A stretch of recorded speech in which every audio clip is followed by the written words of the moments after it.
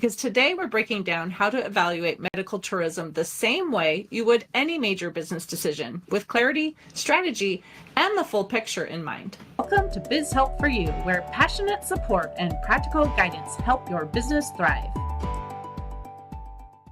When you're running a business, a medical decision is never just personal. It affects your time, your operations, your team, and your financial stability. So today we're looking at medical tourism through a different lens, not just what it is, but how to evaluate it as a business owner. So Adam, welcome to the show. Thank you very much for having me here, Candy. It's an absolute pleasure. I'm glad to be here. This is a topic I don't believe I've ever covered yet on my show. And I know it is growing. A lot of people are very interested in it, but they have questions. So I first even wanted to say some may not be quite familiar with the concept. So I'd love for you just to describe what medical tourism is and why is it growing so quickly? Well, medical tourism's quite simple. You either can't get treatment, or you don't want to get treatment, or it's too expensive, or you can't wait in your own country. And so you go somewhere else where that problem is solved. And to be quite blunt, the reason why it's growing is because, well, at least in the US, prices are so absurdly high and so absurdly overpriced that for many people it's not really a matter of, oh, it'd be nice to get something cheap. It's a matter of, I'm probably not going to have a house anymore if I do pay for American healthcare, so let me go somewhere else. Mm-hmm. Well, I know that people have heard of some basic things, like having wisdom teeth pulled out or things like that too, but there are probably other procedures that maybe are even more drastic, than something like that too. So I would love for you maybe to talk about what are the types of procedures that people are commonly traveling for and why. Oh, it's anything and everything. In all honesty with you, anything and everything. People are traveling for scans to be done, for blood work to be done, things that you might in a hospital in the US be charged, a few $1,000s for. In other countries can be not just a few $100s, but under $100. People are traveling for dental work. That's a very common one, especially in Australia, for instance. We do a lot of traveling for dental work. But you can move up to things like hip replacements and knee replacements. And a good example of that being, I was talking to a healthcare insurance broker in Colorado a few weeks ago, and she paid out of pocket $67,000 for her hip replacement. And the equivalent cost at a top of the line private facility in China is $14,000. So it's quite the difference. But it's not just limited to hip replacements, knee replacements, heart bypasses. Plenty of people, younger people, are doing IVF, fertility treatments overseas. And then, on the extreme end, we also have a lot of people doing cancer treatments and things like that. And the reason that's important, as I'm sure plenty of people are aware, is that cancer treatment is not cheap by any means. Mm-hmm.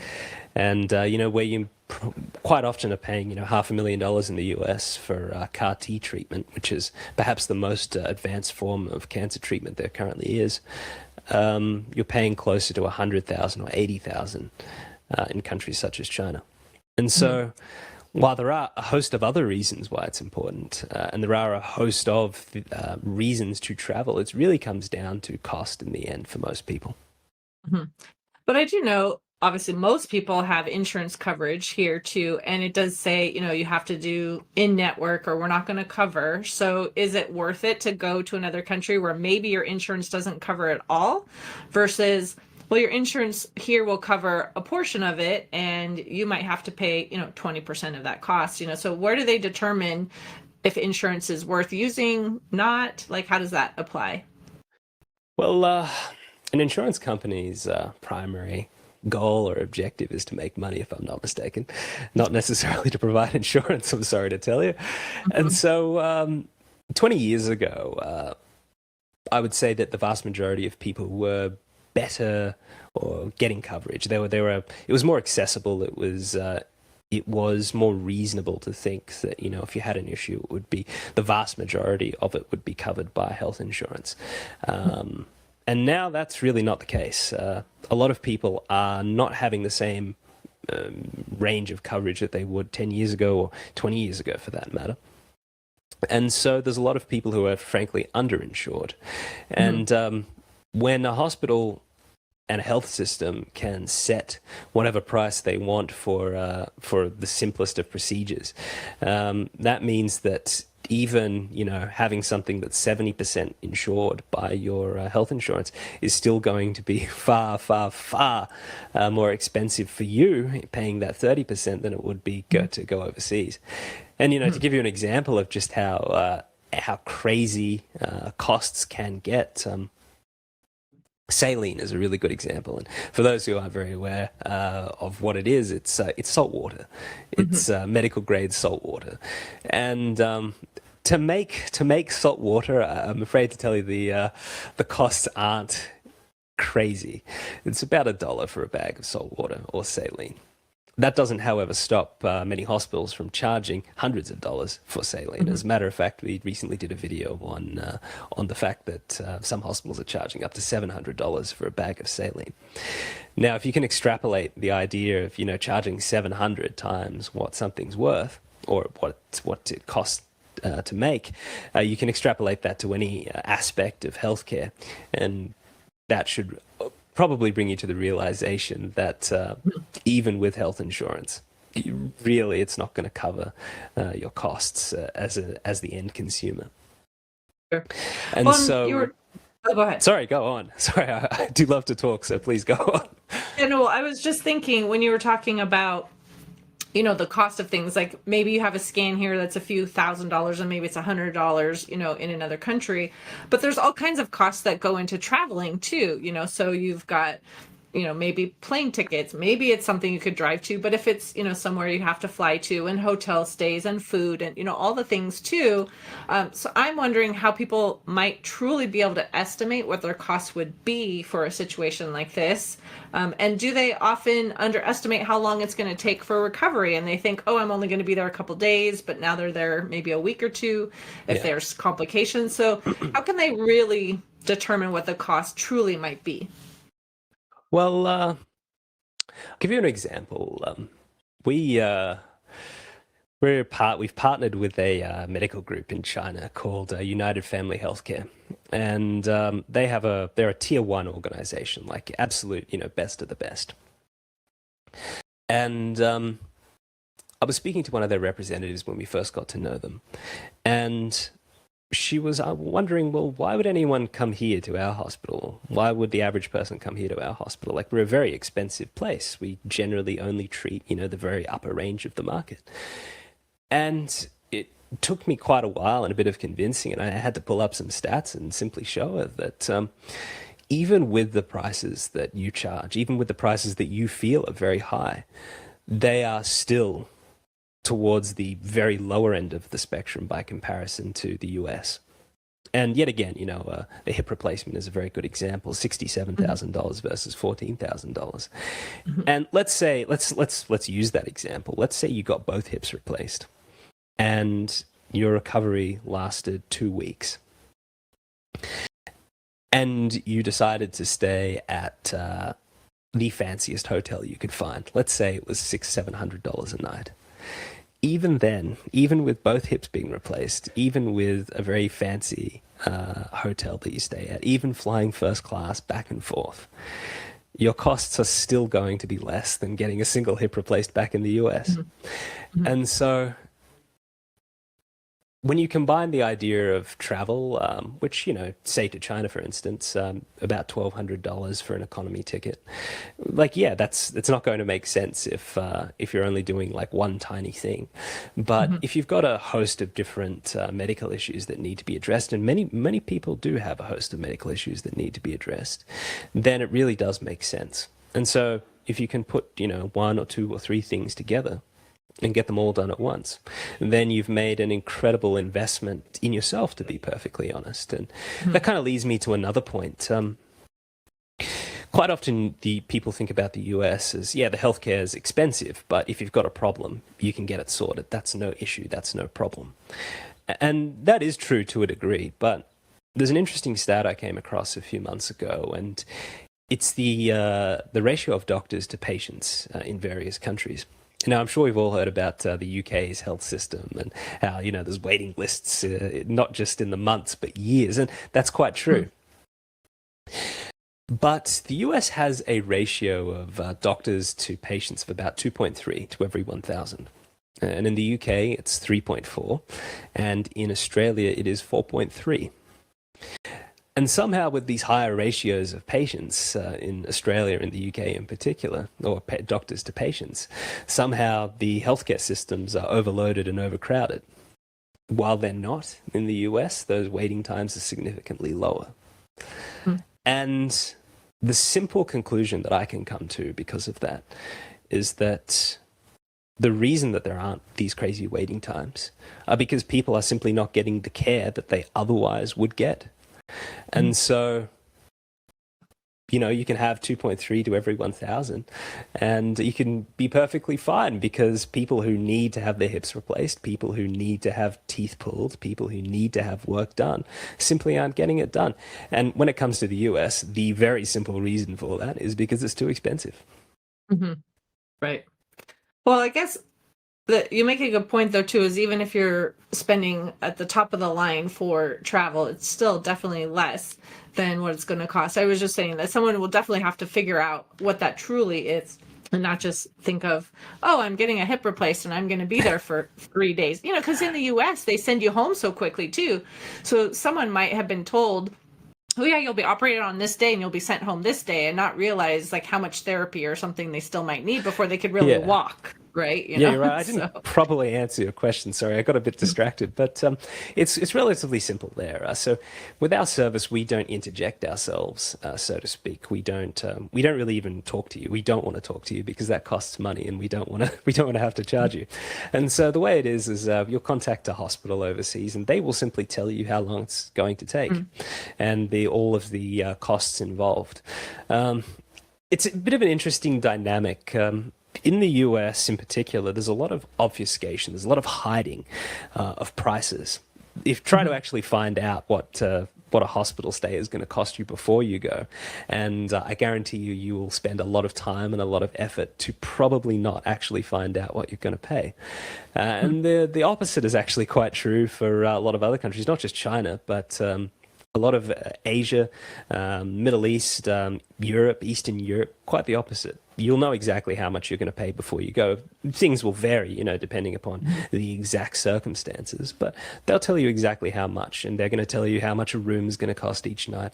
And so as far as the hospital and accommodation side and the length of the stay, you'll know that before you even leave the country. As a matter of fact, you'll probably know that within a few days of getting in contact with these places. And the only real things would be, just a transport here and there, getting the flights and so on and so forth. Right. Well, as I said, too, I talk to entrepreneurs. So one of the things they have to think about, too, is the time away from their business, too. And that's one of the costs that they have to take into consideration. And so from your experience or what you know of some of these situations, do you have maybe some ideas of what they can realistically expect in terms of downtime and recovery before they really can come back to the US? And maybe just give like a couple examples, like, okay, well, if you're having your wisdom teeth done, maybe you're going home in 2 days, right? But if you have a hip replacement, maybe it's such and such. Do you have any of those like guidelines in terms of downtime? Well, it's really dependent upon exactly what you're doing. A hip replacement or a tooth extraction isn't exactly cancer treatment. So it can vary all the way from hours to months, depending on what you're doing. Most hospitals, if they don't need you in the hospital, they don't want to keep you in the hospital. It costs money and to keep you in the hospital, and if you're just recovering, that's not profitable to them. But they also have to temper that with the interests of their hospital being, are we getting patients out of the door too early when they're not fully recovered? And so as far as the downtime goes, generally speaking, I would say 2 weeks maximum. And that's including a lot of heavier procedures, a lot of surgeries. When it comes to, smaller things, a lot of dental work and so on, even basic aesthetic procedures and surgeries, you're looking at a few days in downtime. Mhm. and immediately, almost immediately, flying back to the US or whatever country it might be. But the nice thing, and I really can't stress this enough, the nice thing about foreign hospitals, and I don't necessarily mean this as an insult to Americans, I simply mean this as the healthcare system in the US is very predatory, and it does Mhm. not want you to know what things are going to cost before you actually do them. Mhm. Otherwise, Mhm. you would start looking for options and solutions elsewhere. And so when you contact international hospitals and healthcare providers, generally speaking, they're going to let you know how long you're going to be and how long Mhm. and there.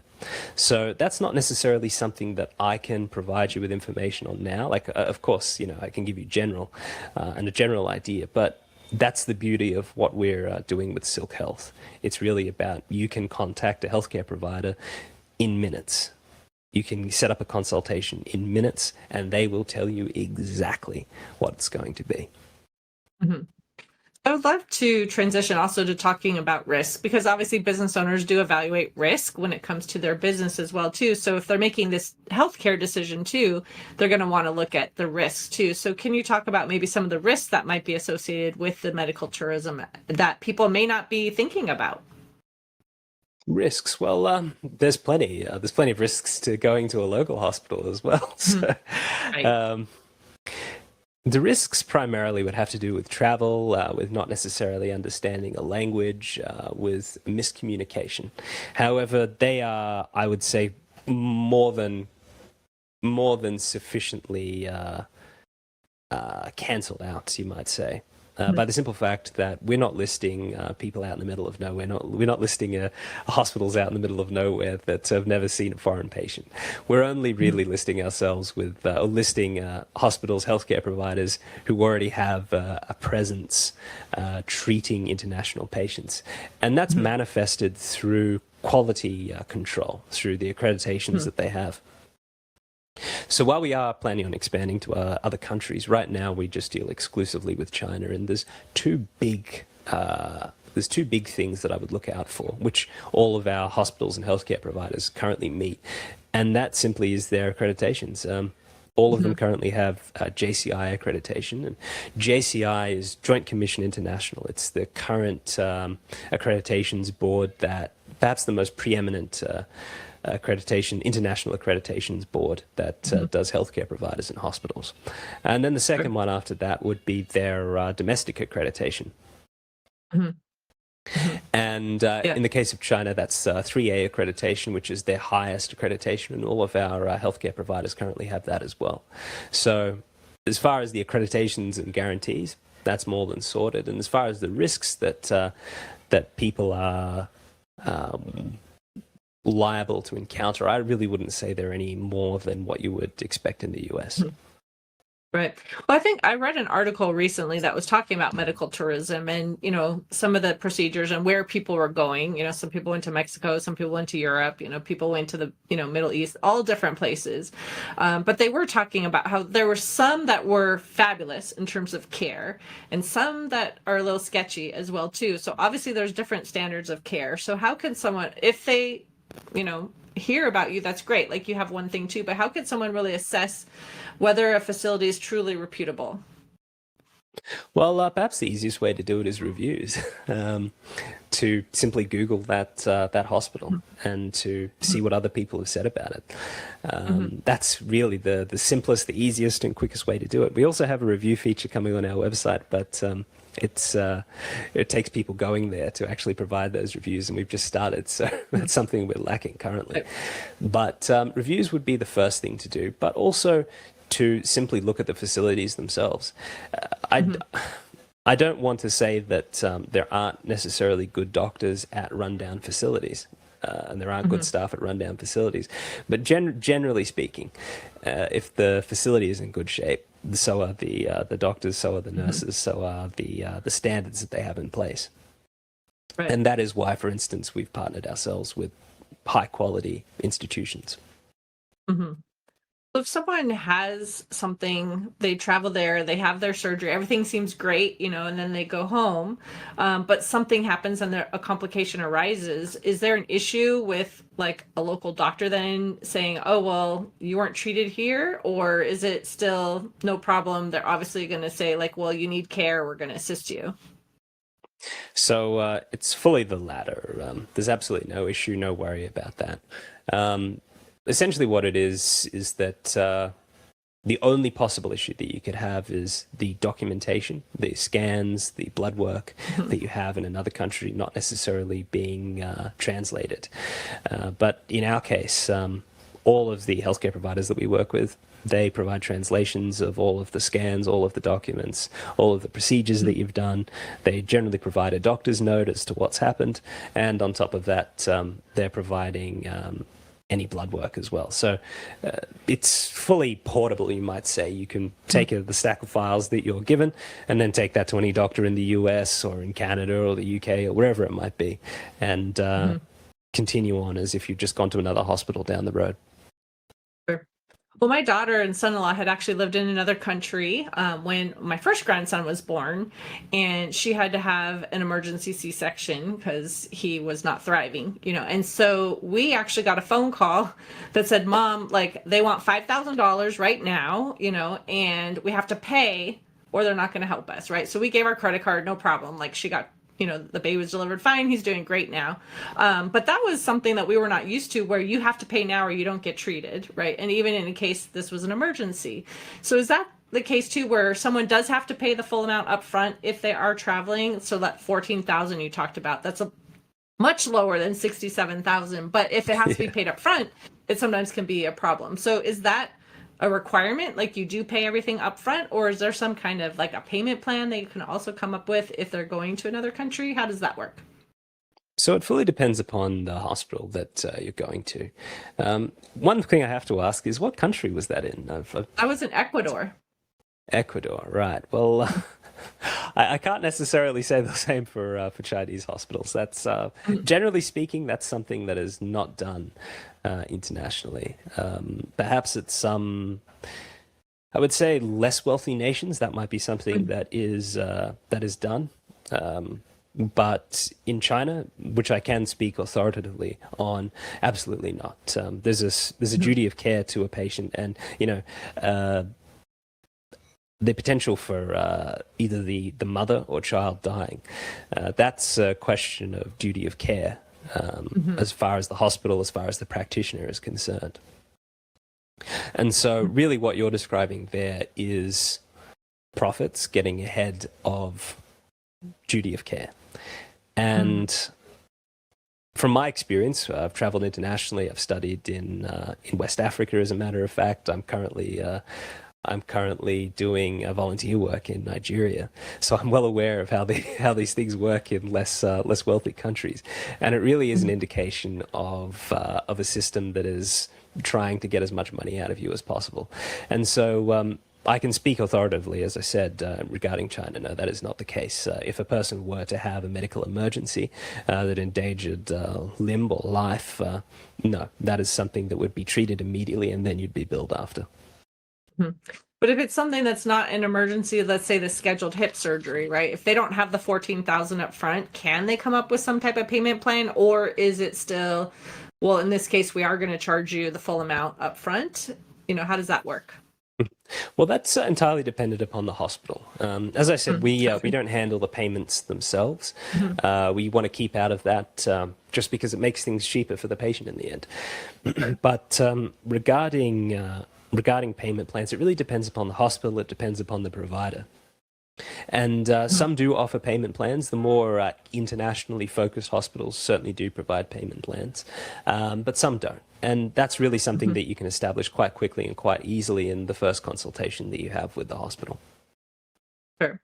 Yeah, I figured it's kind of just like in the US too, right? Things are based on the facility that you're using or the doctor, like things can all be billed differently too. But it is interesting just to have a conversation and learn how things can apply in general, right? I know it's not going to be the same for like every case, but just to learn or to have people understand this. Because again, as business owners too, people are thinking, yes, I want to save, money, and I still need to figure out how my business is going to run if I'm away, and like all these things that, come into it. So Yeah, of course. that's one reason why I wanted to have this conversation too, just to educate and let people know what's out there. You don't have to stay in the US. There's other options available. So, but I know we're coming to the end of the time. So I wanted to ask you, do you have an offer that you would like to extend to our listeners, and how can they contact you if they want more information?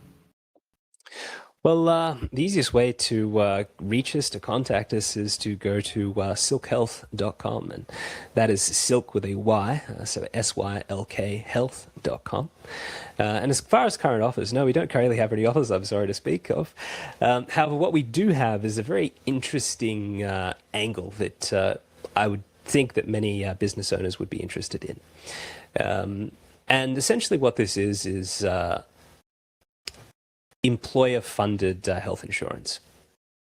To my understanding, about 63% of Americans or American employees currently have employer-funded health insurance. And essentially what this means now is that the possibility of traveling overseas is not just something that employers can consider for their employees, but it's something that actually has a legal precedent. Only a few months ago, pardon me, there was a new legal precedent set for insurance providers, having a legal duty, a fiduciary duty, to find what effectively is the cheapest and most effective treatment for their employees. So instead of finding an expensive hospital in the US, not only now is there the possibility, but there's the legal responsibility to find reasonably priced healthcare. And that isn't limited to domestic options, but also extends to international options as well. And so the idea of having to fork out, millions, hundreds of thousands of dollars for these things in the US you can now look further abroad. You can look quite literally abroad at overseas and international options, not just in North America, not just in Mexico, but places such as Europe, Eastern Europe, Asia, China, South Korea is a great one. There's all kinds of different options that are opening up, and that's perhaps the part that I'm most proud of with our site, given that we're not here to obfuscate prices. We're not here to interject ourselves and make as much money as possible in that process. We're simply here to list all of the prices for various hospitals around the world, currently China, but soon to be around the world, and allow you to get in contact with those healthcare providers immediately. And so as an employer, that would probably be the one thing that I'd be looking forward to, is reducing our costs and, frankly, increasing or improving the outcomes for employees. Well, I appreciate you being a guest on my show, Adam. I enjoyed this conversation. I'm sure people are going to have learned so much about this topic, especially if someone had never even heard of it before. So thank you so much for taking the time to chat. I certainly appreciate it, Candy. Thank you very much. And to the listener, if you enjoyed today's topic and you want to hear additional information, you can find access to exclusive content in the show notes.